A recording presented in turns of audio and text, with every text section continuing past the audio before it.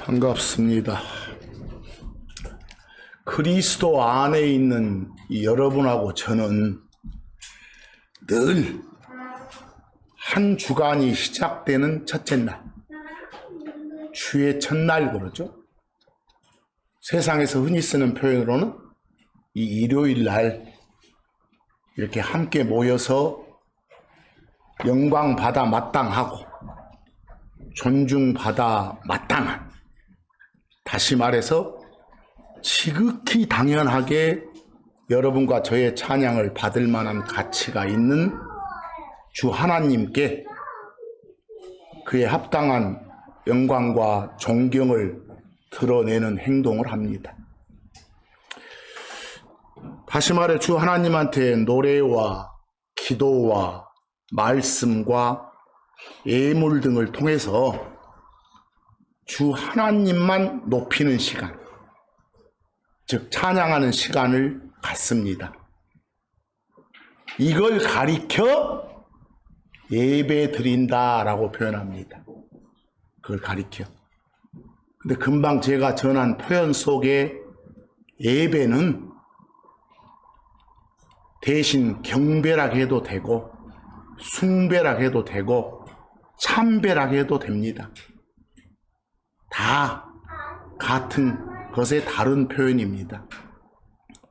쉽게 말하면 A를 갖춰서 받드는 것이 예배고, 공경하는 마음으로 받드는 것이 경배고, 소중히 여기는 마음으로 받드는 것이 숭배고, 또 섬기는 대상 앞에서 나란히 서서 받드는 것이 참배예요. 자신이 섬기는 대상을 자신을 하염없이 낮추고 그 대상을 하염없이 높여 받들고 섬기는 것, 그게 뭐예요? 예배고 경배고 참배고 숭배입니다. 또 어떤 건 옳은 말 이런 말 하지 마시고요. 영어로는 거기 인쇄물에 보시다시피 worship이라고 합니다. worship. worship이란 이 단어는 이 어원의 의미를 따져보면 섬기는 대상에 합당한 가치를 드러내 보이는 것, 이 말입니다. 그래서요, worship이. 그러니까 결국은 이 예배라는 것의 사전적 의미는 공경하면서 섬기는 겁니다.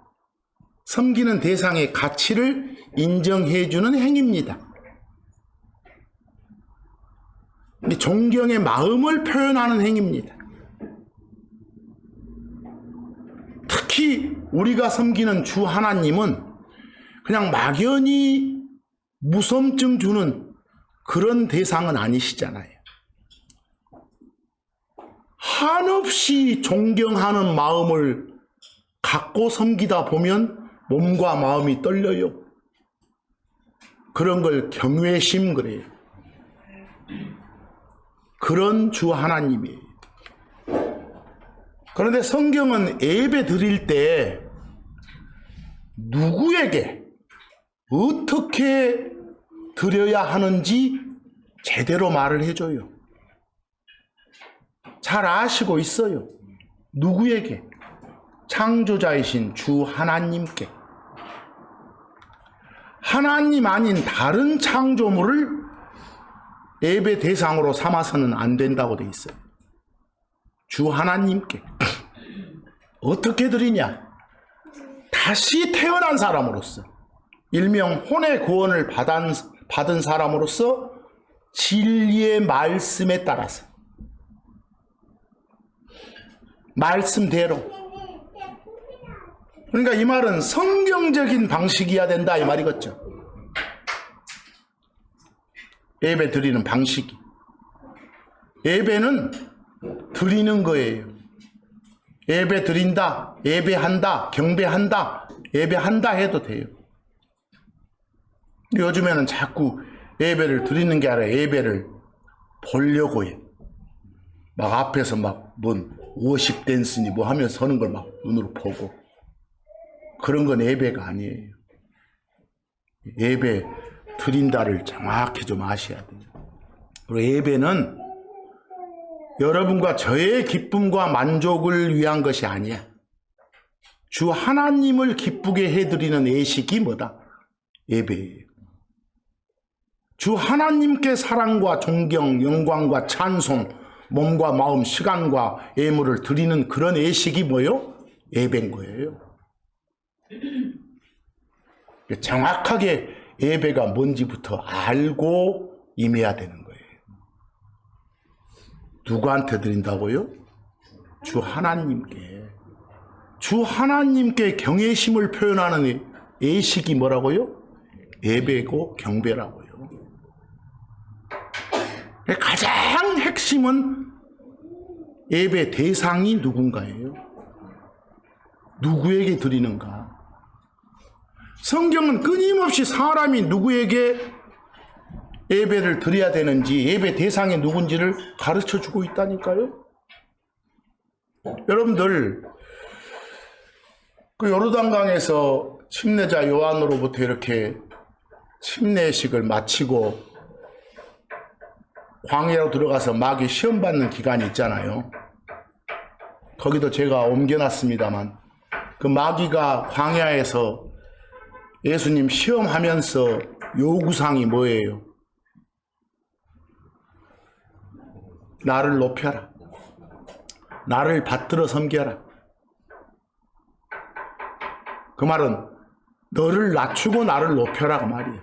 그게 뭐예요? 예배고 경배예요. 경배하라 라고 요구해요. 그럴 때 예수님 반응이 명확하잖아요. 경배 대상, 예배 대상은 누구뿐이다?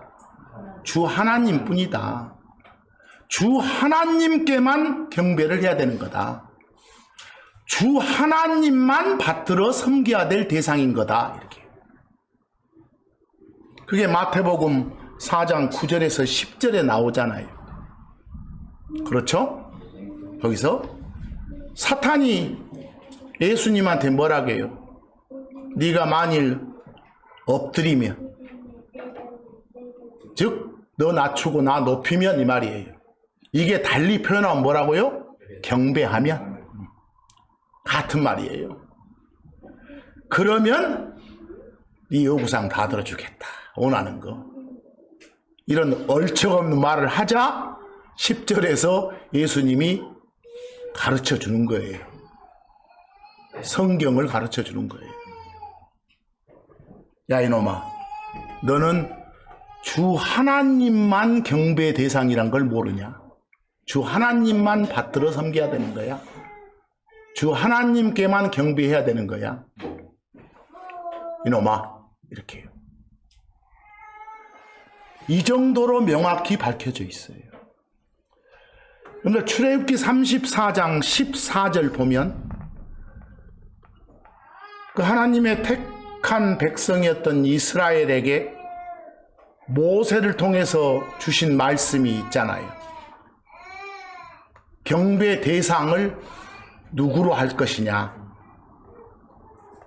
이스라엘 너는 다른 신에게 경배하지 마라 그랬잖아요. 다른 신들 앞에서 너를 낮추고 그 신들을 높이지 마라. 경배하지 마라. 뭐 꼭 몸을 낮추는 행동에는 뭐 우리 식으로 언론 편에서 절하는 것도 있으니까 그런 짓 하지 마라. 그러면 내가 잘했다라고 기뻐하지 않고 화낸다. 그리고 그에 따른 벌이 따른다. 이 말이에요. 왜? 주 하나님은 젤러스 하나님이니까. 우리 여러분 젤러스 공부했잖아요. 분노, 화내는 게 젤러스라고. 성경에서는 시기 질투하는 거예요. 그렇게 번역해서 째째한 하나님 만들지 마라고 당부한 적 있어요? 심지어 출애굽기 23장 13절 가보니까 그 다른 신들에게 경배하지 마라는 말에 추가적으로 아예 다른 신들의 이름을 입에 담지도 말래요. 입에 아예 언급조차 하지 말아요. 입으로 발설조차 하지 말아요. 그게 다른 신들의 이름은 언급하지도 말면 네 입에서 들리게도 하지 말지니라 그랬잖아요. 그게 의무사항이래요. 이 말씀을 요약하면 누구께만? 주 하나님께만 경배 드려야 한다. 예배 드려야 한다 이 말입니다. 다른 신들은 물론이고 어떤 사람을 경배 대상으로 삼아서도 안 됩니다. 사도행전 10장 25에서 26절을 보면 그 이탈리아 출신의 이탈리아 군대의 백부장 고넬료 아시죠? 이 고넬료 집을 사도 베드로가 방문한 적이 있어요. 사도 베드로가 자기 집을 방문하니까 고넬료가 바로 베드로 앞에서 자신을 낮추고 베드로를 높입니다. 쉽게 말하면 베드로한테 경배합니다. 그러자 26절에 화들짝 놀란 베드로가 어째요? 나도 당신과 같은 사람이야. 이러면 안 돼. 사람을 경배 대상으로 삼아서는 안 된다. 이 말 아닙니까? 골로새서 2장 18절 바울이 준 말씀을 보면 천사도 신이에요. 그 천사라고 부르는 그런 신들도 경배 대상으로 삼아서는 안 된다. 숭배 대상으로 삼아서는 안 된다. 괜히 그따위 짓, 그리스도 안에 들어온 사람이 더욱이나 그따위 짓 하면 나중에 지옥 가는 걸 취소하지는 않지만 하늘에 가서 상을 받지 못한다 라고 돼 있어요. 그래서 어느 누구도 천사 숭배, 천사 경배 해가지고 보상을 뺏기지 않게 주의하라는 말씀이 나오지 않습니까? 신명기 4장 19절 보니까 특히 무속에 찌들어 있는 이 나라 많은 백성들한테 하시는 말씀이에요. 해, 달, 별 이런 것들을 경배 대상으로 삼아서는 안 된다. 해, 달, 별 이런 것들은 땅에 있는 사람들을 위해서 하나님께서 만들어 놓은 창조물들인 거다. 그런데 자기들을 위해서 만들어 놓은 그것들을 갖다가 섬기면 되겠냐? 경배 대상으로 삼아서는 안 된다. 인간이 해, 달, 별을 위해 있는 게 아니라 해, 달, 별이 누구를 위해? 인간을 위해 만들어져 있는 거다 이 말입니다. 그런데도 불구하고 사람들은 하늘 보고 절하고 소원 빌고 점치고 별별 짓거리를 다 하잖아요. 그런 것들을 경배 대상으로 삼고 있잖아요. 그래서는 안 된다. 특히 모세를 통해서 이스라엘 백성들한테 이 말씀을 주고 있는 거예요. 신명기 4장 19절 네가 하늘을 향해 눈을 들어 해, 달, 별 이런 것들을 하나님께서는 하늘의 군대들 그래요. 그런 것들을 경배할까 참 염려된다. 그래서는 안 되는지라 이 말입니다. 아시겠죠? 심지어 계시록에 보면 여러분과 제가 몸 변화 받아서 하늘로 올라가고 난 뒤에 7년간 큰 환란이 있고 바로 그때 예수님 땅에 오시기 전 기간에 막 짐승한테 어떤 짐승 형상을 만들어 놓고 경배하는 사람들도 생긴다고 합니다. 그게 계시록 13장 4절에 기록이 되어 있습니다. 짐승에게 짐승의 형상을 만들어 놓고 경배한다고요. 이런 일도 앞으로 벌어지게 되는데 이런 짓 해서는 된다 안 된다? 안 된다. 경배 대상은 누구뿐이다? 주 하나님뿐이다 그 말입니다. 여러분 하나 묻겠습니다. 왜 주 하나님께만 예배를 드리는가요? 왜? 계시록 4장 11절 보면 주 하나님이 창조하신 창조자예요. 우리는 창조물에 불과해요. 우리 뭐하러 만드신 줄 아세요? 당신의 기쁨을 위해서요. 주의 플레저, 기쁨을 위해서 우리를 만드신 거예요. 주의 기쁨을 위해서 여러분과 저는 존재하는 거예요. 그러니까 주 하나님만 받들어 섬기는 게 우리의 의무겠잖아요. 아시겠죠? 이사야서 43장 21절 보면 이사야 대언자를 통해서 이스라엘 백성들한테 주시는 하나님의 말씀이 너희들은 내가 주 하나님이 나를 위해서 만든 거야. 뭐 하라고? 나를 찬양하라고. 이렇게. 아시겠어요? 나만 경배하라고. 바로 이런 말씀에 의거해서 우리는 주 하나님께만 경배를 드려야 되는 거다 말입니다. 여러분 주 하나님께 누가 경배를 드려요? 어떻게 드려요? 일단 그리스도 안에 들어온 사람이 해야 됩니다. 일명 혼의 구원 받은 사람들이. 어떻게 해요? 하나님이 가르쳐준 방식대로 진리의 말씀에 따라서요. 요한복음 3장 5절에서 7절 보면 잘 아시는 말씀 나오죠? 사람이 물에서만 태어나가지고는 안 돼. 엄마 뱃속에 있는 양수 말합니다. 그런 생물학적인 육체적 출생만 해서는 안 되는 거야. 성령 하나님한테서부터 태어나야 돼. 나옵니까? 그래야 하나님의 왕국, 하나님 나라의 하나님의 백성이 될 수 있는 거야 라고 돼 있습니다. 그래놓고 정확하게 6절에서 설명해 주잖아요. 사람한테서 나는 건 그냥 그런 출생과 하나님한테서 나는 그런 다시 태어난 영의 그런 출생은 다르다.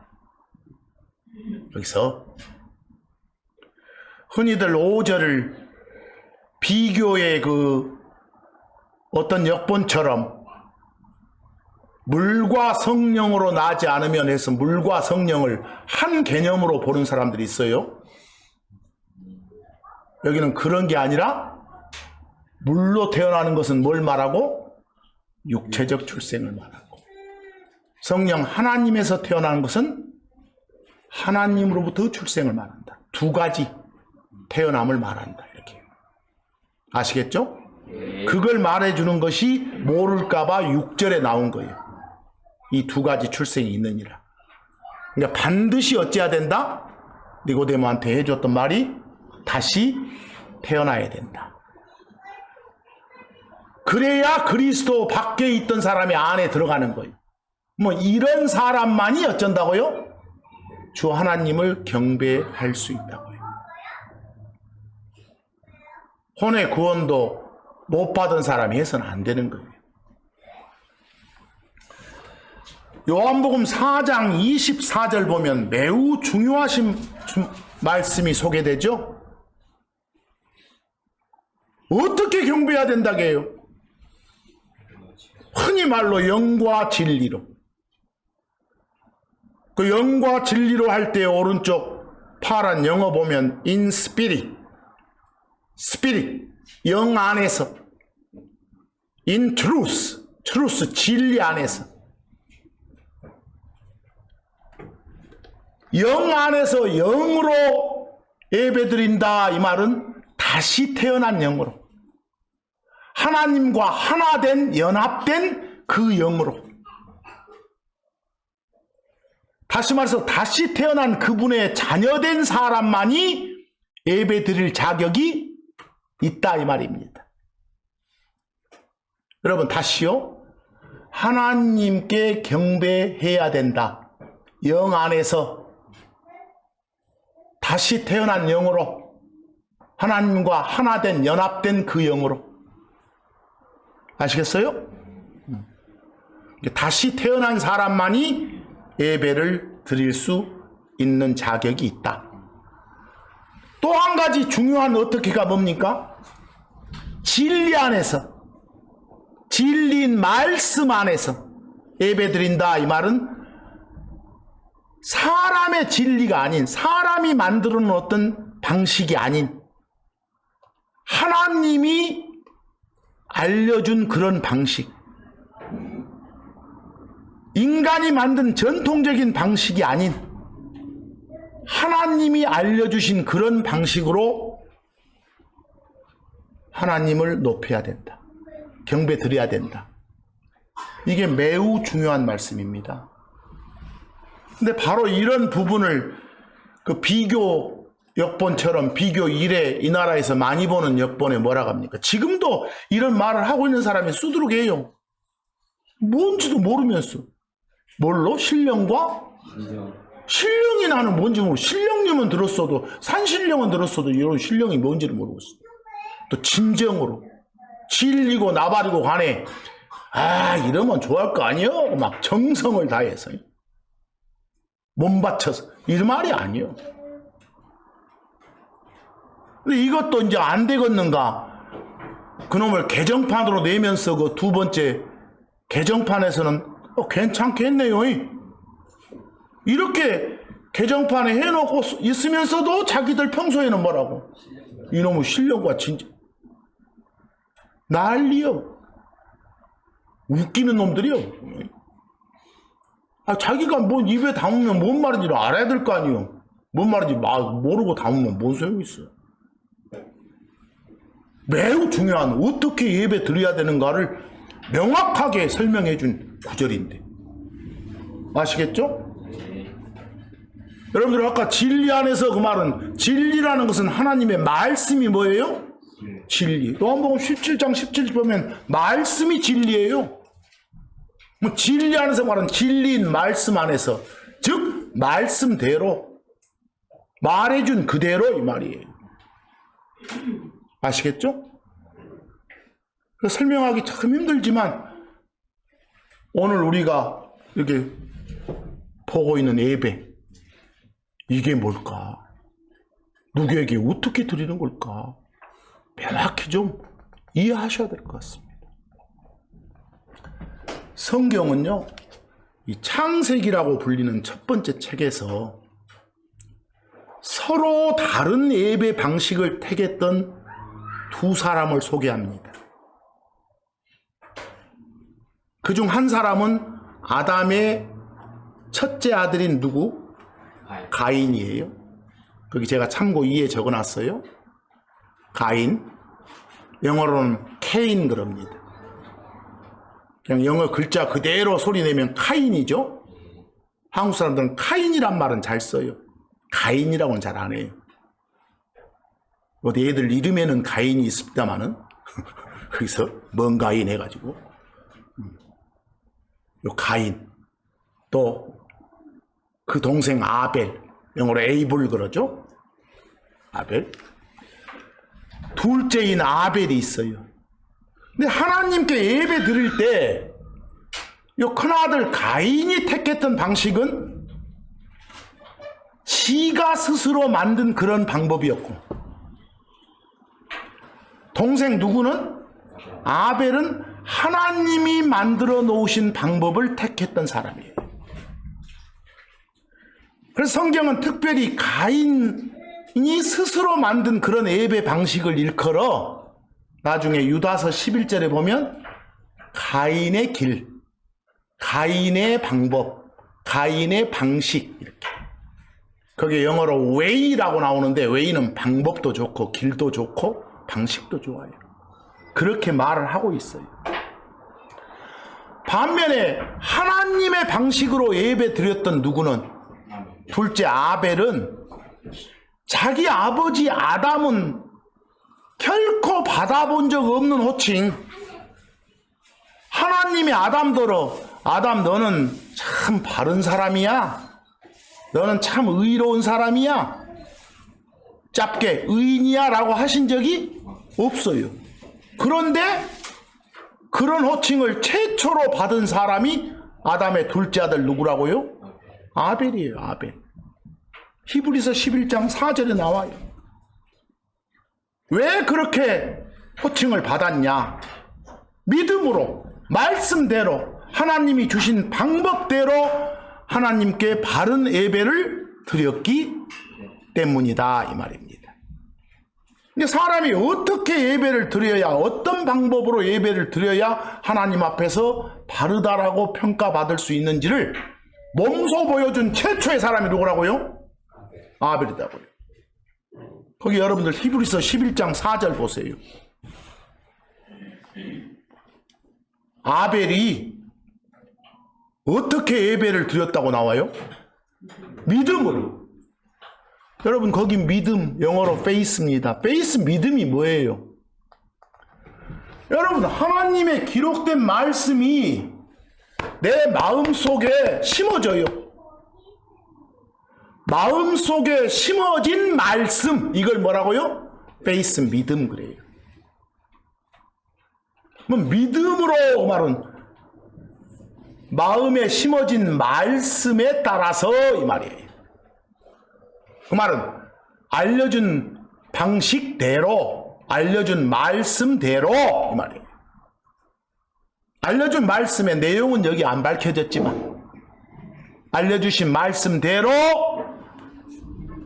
아벨이 희생물, 예물을 드렸더니, 예배 드렸더니 하나님 평가가 어째? 참 너는 바르게 했다. 그 바르다, 의롭다 라는 영어가 righteous예요. 그렇다 라고 해줬어요. 아시겠죠? 그러니까 결국 보니까 창세기 4장 3에서 5절, 8절도 제가 쭉 밑에 적어놨어요. 가인도 하나님께 예배를 드렸고 아벨도 드렸지만 가인이 드린 예배는 받지를 않으셨어요. 가인을 통해서 또 아벨을 통해서 하나님이 받으시는 예배가 어떤 예배인지를 명확히 보여주신 거죠. 가인과 아벨 두 사람 다 예물 바치고 예배 드렸다니까요. 두 사람 다 누가 시켜서가 아니라 자발적으로 드렸어요. 두 사람 다. 두 사람 다 알고 있었어요. 경배 대상은 누구라는 거? 주 하나님이라는 거. 그래서 하나님께 드렸어요. 오늘날 우상 숭배달처럼 지가 알지도 못하는 신들한테 막 제사 지내고 절하는 그따위 짓은 하지 않았어요. 여기 가인이 뭐 해보고 달보고 별보고 경배한 것도 아니에요. 정확히 주 하나님께 했어요. 근데 거기 3절 쪽으로 가보면 가인은 주 하나님이 정해주신 것으로 드리는 게 아니라 자기가 직접 농사지어서 얻은 그런 예물들 가지고 이거 드리면 좋아하실 거야. 지 생각이고 지 방식이죠. 그런 방식으로 예배를 드렸어요. 이런 걸 뭐라고요? 가인의 방식, 가인의 길. 이런 것 보고 성경은 육신적인 행위라고 해요. 말씀과는 관계없이 지가 판단해서 지가 행동하는 것. 그걸 한 거예요. 오늘날 다른 종교들의 핵심 바탕이 되는 거죠. 그것이. 반면에 아벨은 어쩐다고요? 주 하나님이 정해준 방식대로 예배드렸다니까요. 그럼 하나 물어봅시다. 바른 예배 방식을 아벨이 누구한테 들었겠잖아요. 누구한테 들었을까요? 아벨은? 아마 하나님께 들었을 거예요. 성경은 이 아벨을 영어로 프라핏이라고 해요. 프라핏이라고. 프라핏이란 말은 말씀을 받아가지고 다른 사람들한테 전달하는 존재. 말씀을 받아서 다른 사람들한테 선포하는 임무를 맡은 그런 사람을 영어로 프라핏 그래요. 그래서 근데 아마 하나님은 아벨을 그런 역할을 하는 사람으로 삼으시고 바른 예배 방법에 대해서 말씀해 주셨을 거다 그 말입니다. 그 말씀에 따라서 아벨은 예배를 드렸기 때문에 바르게 했다라는 평가를 받은 거죠. 그리고 아마도 아벨은 그런 역할 맡은 사람이었기 때문에 자기가 받은 말씀을 자기 엄마인 아담과 이브, 자기 형님인 누구한테도, 가인한테도 전했을 거다 그 말입니다. 그런 임무 맡았으니까. 그래서 아벨이 하나님한테 직접 말씀을 받았든지 아니면 하나님이 보낸 어떤 천사를 통해서 말씀을 받았든지 아니면 비전이나 꿈을 통해서 받았든지의 여부는 자세히 기록되어 있지 않지만 하나님으로부터 말씀을 받았던 건 확실합니다. 왜? 아무 말씀도 받지 못했다면 그 아벨 안에 베이스 믿음이 없겠죠. 안에 심어진 말씀이 없겠잖아요. 왜? 믿음이란 건 뭐니까? 마음속에서 저절로 생기는 게 아니라 말씀이란 씨가 마음에 심어져 가지고 생기는 거니까. 아시겠어요? 믿음으로 라는 말이 아까 히브리서에 나왔잖아요. 거기서 여러분들 제가 거기 참고 3에다가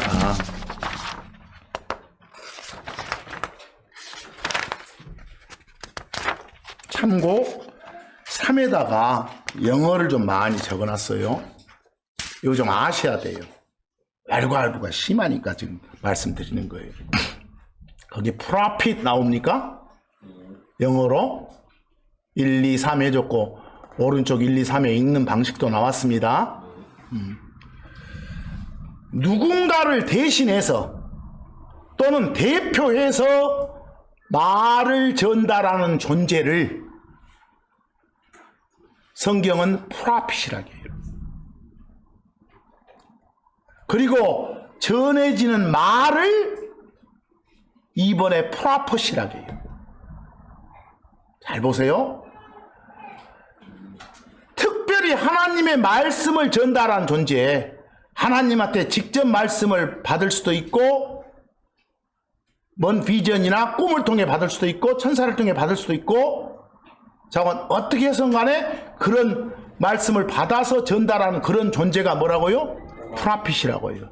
근데 지금 이 시대에는 하나님의 모든 뜻이 다 담긴 뭐가? 성경이 주어져 있기 때문에 이런 역할을 할 사람이 필요가 없어요.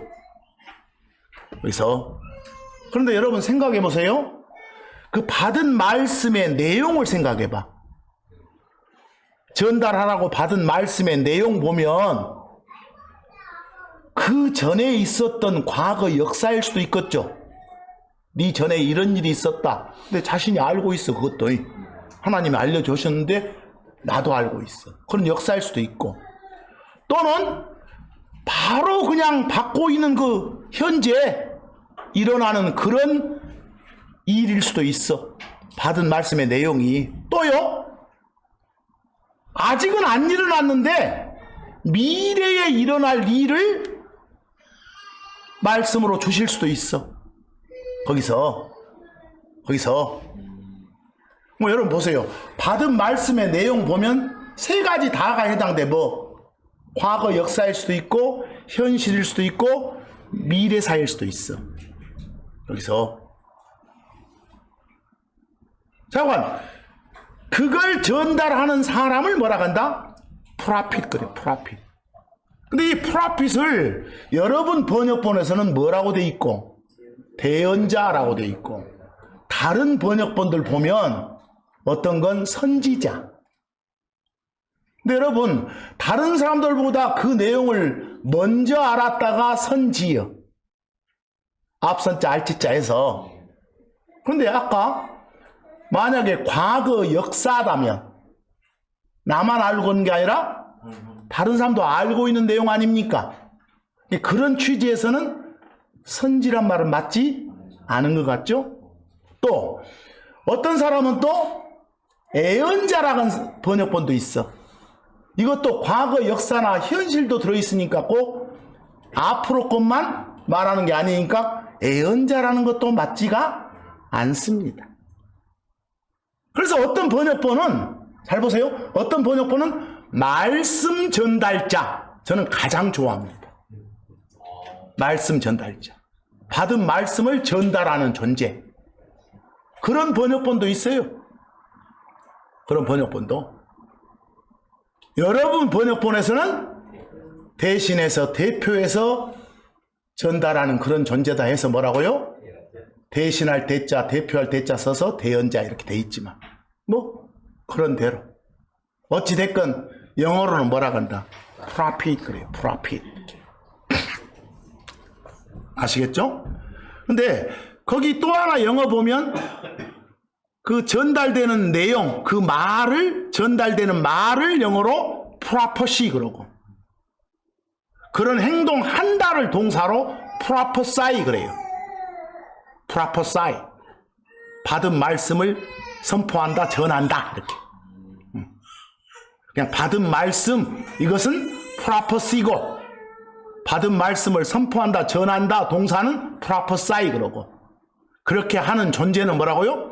prophet 그러고요. 그래서 근데 거기 영어 단어에 보면 하나 명확히 좀 설명을 해야 될 것 같아. 지금 앞에 PRO가 있어요. PRO 쉽게 말해서 프로 있죠. 프로. 여러분들 요 PRO가 들어있으면 아까처럼 대신한다, 대표한다는 뜻도 있고, 또 한 가지 무엇보다 시간이나 공간적으로 앞선다는 뜻도 있어요. 시간상 앞설 수도 있고 위치상 공간상 앞설 수도 있고, 그냥 앞이란 뜻도 있어요. 뭐세가? 그 프로애가. 또 여러분들 잘 아는 프로 뭐 있어? 프로 골퍼라고. 아마추어가 아니라 직업적이고 전문적인 그런 의미의 뭣도 있어요? 프로도 있죠? 프로도? 또 한 가지, 여러분들 프로는 막 찬성하고 지지한다도 있어. 표가 보트야. 프로 보트면 찬성표 던졌다 할 때 그런 뜻도 별로무 뜻이 다 있어. 무엇이? 프로애가.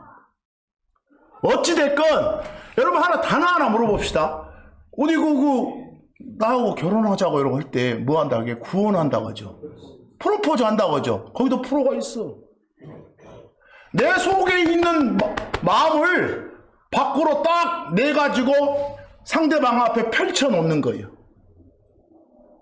펼쳐놓는 거. 앞에다가 펼쳐놓는 게 프로라니까? 알겠어요? 앞에다가? 그런 의미라면 참고 3에서 거기 1, 2, 3에 여러분들 제가 좀 진하게 해놓은 글자 있어요? PHE. 요 PHE가 들어있으면 다 어원상 말한다는 뜻이에요. 말한다는 뜻. 말씀하고 관계 있다니까? 이것이. 그리고 이 프로핏 할 때 그 뒤에 ET로 끝나면 사람을 뜻해. 라틴어에서. 거기서 만들어 수입된 영어니까. 그럼 프로핏은 뭐 하는 사람이겠어? 뭐 하는 존재겠어? 말을 하는 존재예요. 말을 전달하는 존재. 근데 그 말은 지가 생산한 말이 아니에요. 성경에서는 하나님의 말씀을 받아갖고 받은 말을 전달하는 존재예요. 여기까지 오셨어요? 뭐 앞에 피아로 프로는 뭐냐? 받은 말을 사람들 앞에 펼쳐놓는 거예요. 앞에다가. 이해하겠어요? 그런 역할을 하는 존재를 영어로 뭐요? 프로핏. 그러니까 이거 한국말로 워낙 막 이래야 된다 저래야 된다 왈가왈부가 심해서 내가 이렇게 설명하는 거예요. 이게 명확히 좀 개념을 머릿속에 담고 있어. 아시겠죠? 그런 것을 이건 꼭 좀 말을 해주고 싶어 지금. 프라핏을. 그럼 프라핏 제일 쉬운 개념은 뭐예요? 하나님으로부터 받은 말씀을 가져다가 다른 사람 앞에 펼쳐놓는 거. 그런 존재가 뭐다? 프라핏이다. 뭐 예수님도 프라핏이라게. 뭐 예수님은 삼위일체 하나님의 대표자로서 말씀을 사람들 앞에 펼쳐놓으신 존재예요. 그런 차원에서 프라핏 맞아. 근데 프라핏이 말씀 전달자나 대언자 여기까지는 어느 정도 봐줘도 아까 뭐라고 해버리면 애언자, 선지자 이래보면 일부만 나타내는 거예요. 어떤 분들은 막 프라핏은 애언이 좋다. 그럴 필요 없어. 그냥 프라핏이가 나오면 애언도 싫고 대언도 싫으면 언이 뭐예요? 언이. 말씀 언이 그냥 말씀 이렇게 번역하면 되는 거예요. 아시겠어요? 이거 가지고 왈가왈부해서 와서 내가 지금 설명을 하는 거예요. 골치 아팠어요. 그런데 누가복음 11장 50에서 51절 보면 거기 아벨을 뭐라겠어? 아벨이 맞아 죽은 피 흘려 맞아 죽은 그런 대언자 중에 최초래. 맞아서 피 흘려 죽은 대언자 중에 마지막이 사가려고. 아니 거기 프라핏 중에 최초와 마지막이 아니라 피 흘려 죽임 당한 그런 프라핏들 중에 아벨이 1번 사가랴가 마지막이래. 알겠어요? 근데 여기서 아벨은 그전에는 뭐가 없었겠어? 프라핏이 없었겠잖아. 그래서 아벨은 이모로 보나 저모로 보나 최초의 프라핏이었겠다. 뭐 하나님의 말씀을 하나님한테 받아가지고 다른 사람들 앞에 펼쳐놓는 그런 존재였을 것이다. 누가? 아벨이 뭐 당연히 누구한테도 자기 형인 누구한테도 가인한테도 전했겠지. 조카들한테도 전하고. 아시겠어요? 그런데도 불구하고 가인은 그 전해준 방식대로 하지 않고 지 방식을 택했다. 그래서 하나님이 벌 주셨다 이 말이죠. 아시겠죠? 그래서 창세기 4장 3에서 5절 거기 쭉 보세요. 가인이 땅의 열매 중에서 막 예물 헌물 가져다가 예배를 드렸는데 4절 아벨은 다르게 드렸다. 그랬더니 4절 끝에 뭐라고 해요? 하나님이 관심을 보여. 누구한테? 아벨한테. 또 아벨이 가져온 예물에 관심을 보여. 거기 아벨한테도 관심 보이고 아벨의 예물 헌물에도 관심 보여. 아벨의 속마음이 어떤지 알아.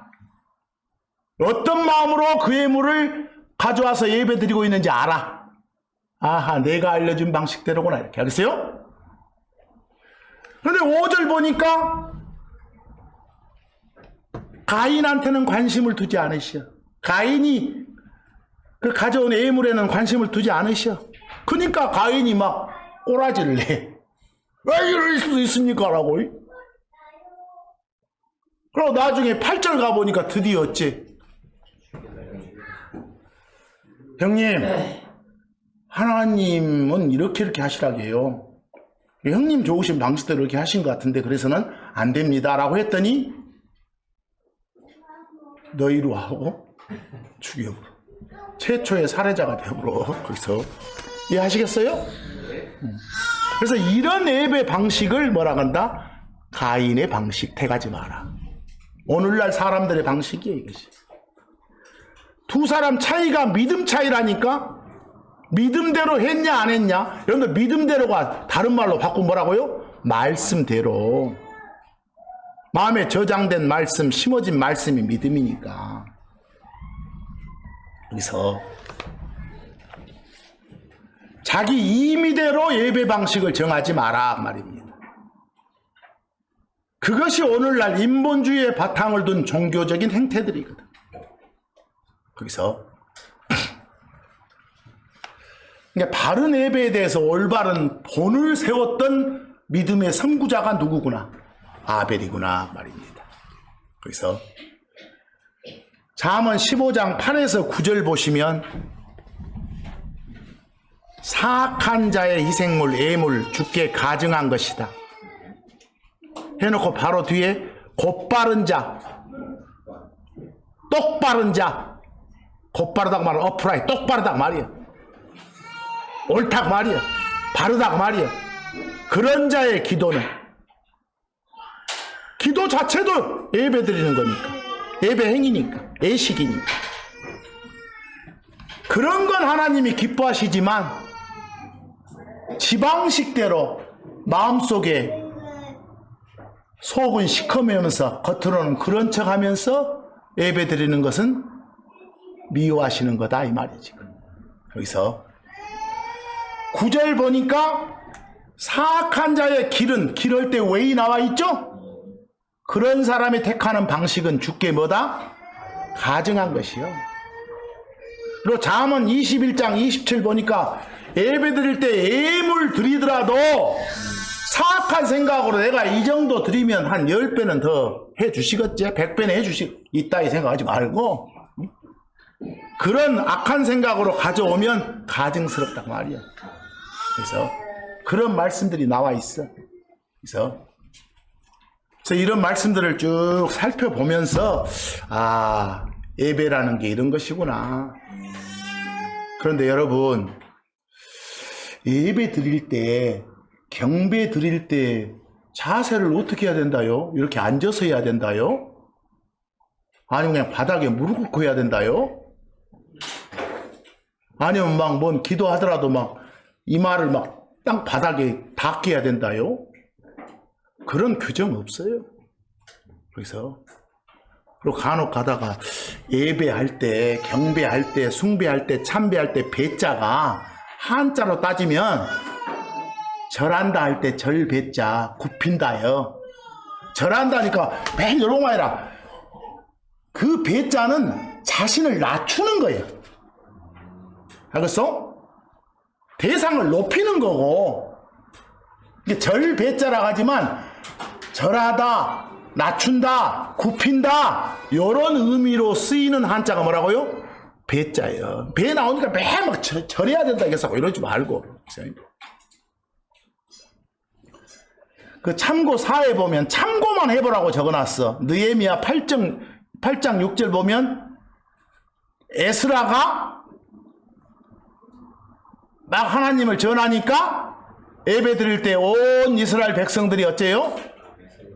어떻게 예배 드리고 있어요? 자세가 어째요? 막 머리를 숙이네. 얼굴을 땅에 대네. 그런 자세로 어쨌다? 경배 드렸다, 예배 드렸다 이렇게. 그러니까 이거 우리는 따라서 이러지 말고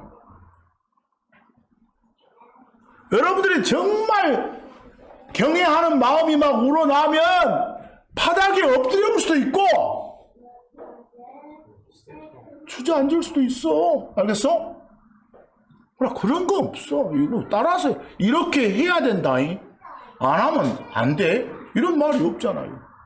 여러분들 어떤 자는 그 예배 드릴 때 어디 창틀에 앉았다가 떨어져 본 사람도 있어. 거기서.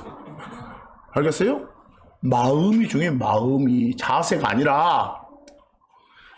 출애굽기 34장 8절 보니까 모세는 어쩌요? 머리를 숙이잖아요. 그러면 자기를 낮췄다 말이요. 하나님을 한없이 높였다. 욥은 또 어쩌요? 옷까지 찢네. 또 어떤 구절 가면 막 죄를 뒤집었어. 여러분들 그런 방식이 따라하라고 적어놓은 거 아니에요? 그런 어떤 통렬한 마음으로 예배를 드렸다 이렇게 나오는 거예요. 그래서 이런 구절도 나오니까 특정 구절만 딱 이렇게 빼다가 이렇게 해야 된다 하지 맙시다. 참고만 하세요. 참고만. 원래 예배는 이렇게 드려야 됩니다. 이렇게 되면 규정하지 마세요. 마가복음 7장 7절 보면 지금까지 보니까 뭐 예배 장소, 예배 자세 이런 건 아무 곳이나 어떤 자세나 상관없어요.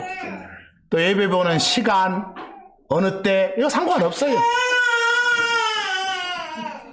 그러나 막 사람들이 만드는 어떤 방식, 그런 방식, 성경이 말하는 방식을 떠난 방식, 이런 방식은 취하지 말라고 말이지.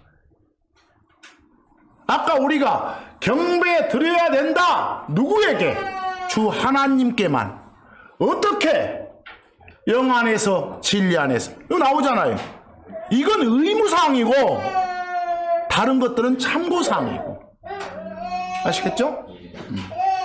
마가복음 7장 7절처럼 사람들의 명령이 사람들이 만든 그런 전통이에요.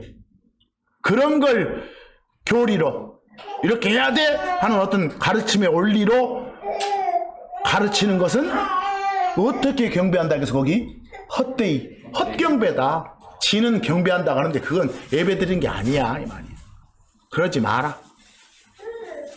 아벨의 방식을 택해라. 하나님의 정해준 방식을. 그래서 요한일서 3장 12절처럼 가인과 같이 되지 말아요. 그 말은 가인의 길을 따르지 마라. 가인의 방식을 따르지 마라. 가인의 방식은 뭐라고요? 믿음으로가 아니요, 말씀대로가 아니요, 내 생각에 좋겠단 그런 방식으로. 그 짓 해서는 안 된다고 말입니다. 그 유다서 11절에는 가인의 길이라고 나오잖아요. 가인의 길 이렇게. 그래서 여러분 뭐든지요. 그 로마서 14장 23절 보면 뭐라고 나왔어? 끝에 믿음에서 나지 않는 건 죄니라 그랬어. 뭔 말이다요? 믿음이 뭐라고요? 페이스 믿음이 여러분 마음속에 심어진 말씀이라니까요. 내 속에 심어진 말씀이 믿음이요. 내 믿음. 거기서 나오지 않는 건 그 말은 말씀대로 안 하는 건 이 말이요. 그건 다 뭐라고? 죄다 이 말이요. 뭐라고 울퍼대는데 뭔 말인지 모르면 안 되니까. 그 편안한 말이요.